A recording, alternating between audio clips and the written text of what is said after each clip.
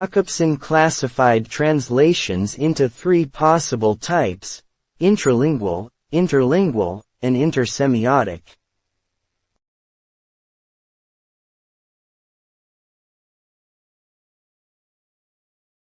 The intralingual translation, or rewording, is defined by Jakobson as an interpretation of verbal signs by means of other signs of the same language. 233.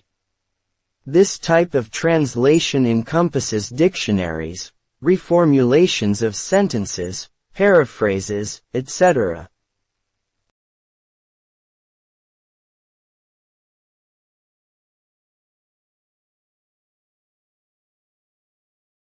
The interlingual translation, or proper translation, is defined as an interpretation of verbal signs by means of some other language.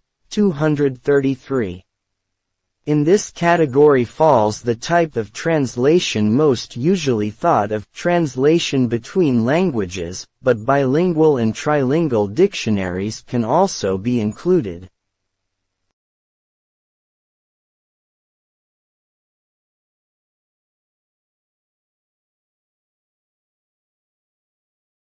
The third kind is the intersemiotic translation, or transmutation, which is an interpretation of verbal signs by means of signs of nonverbal sign system. 233.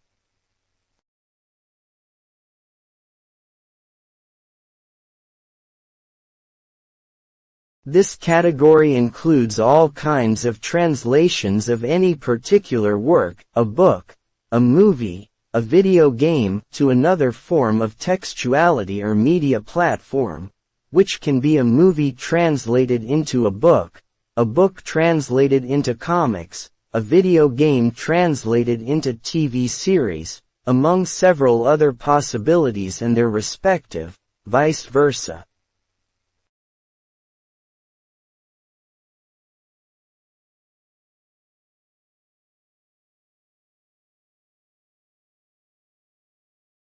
Of course, when the author thought of the types of translations above, he associated them with his communication scheme, which was formally presented a year later in Linguistics and Poetics. This scheme states that an addressor sends a message to an addressee, within a context, through a contact or channel using a code, Fig. 1.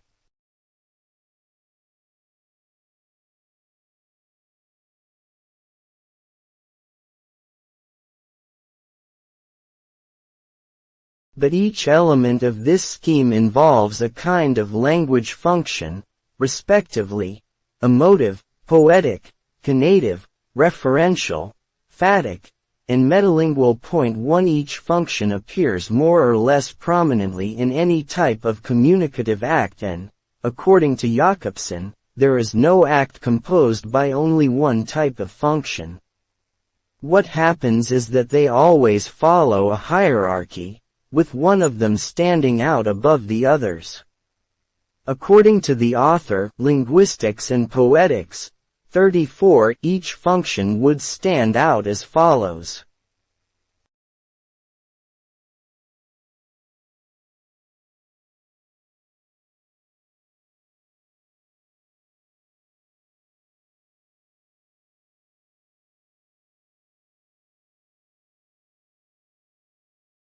Emotive. The communication emphasizes feelings and emotions of the addressor, and there may be uses of interjections and other signs that indicate some emotion. Poetic. Centered on the message itself, it is common in poetic texts and even in advertisement, where it draws attention to the structure, rhythm, and sonority of the message. Conative. Usually emphasized in order to reach the addressee or even force him, her to do something, such as imposing orders and other imperative expressions. It includes some forms of advertisement.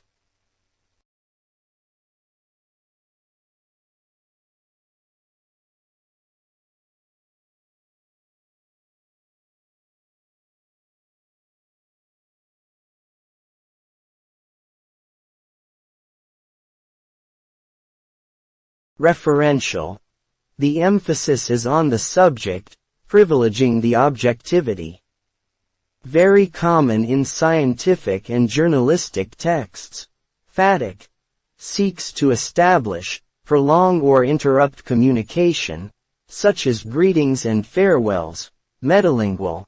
The code itself is emphasized, through explanations and/or descriptions.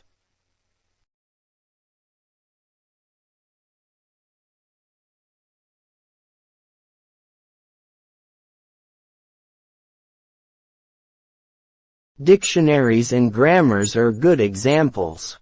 Returning to Jakobson's classification of translations, the interlingual translation would oblige the modification of the message, but the other elements would remain the same. At the level of functions, the referential and the poetic would certainly change, with more emphasis on the referential, but the other functions could also be modified.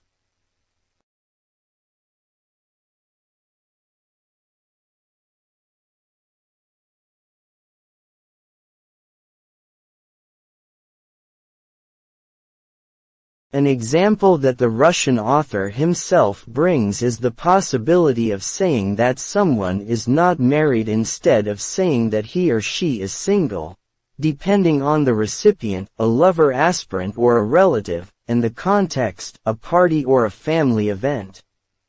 If we think of an adult reading a story to a child, the interlingual translation would oblige the adult to explain certain passages or words, thus emphasizing the metalingual function of the message and changing the child's perception of the story.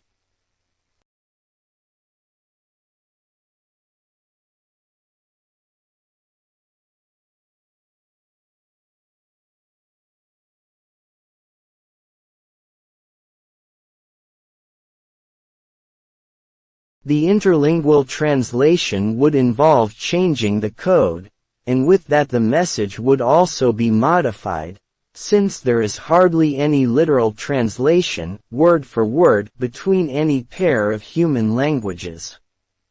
Once the code and message are modified, the poetic and metalingual functions would also be re-hierarchized, but the conative and referential functions could also suffer.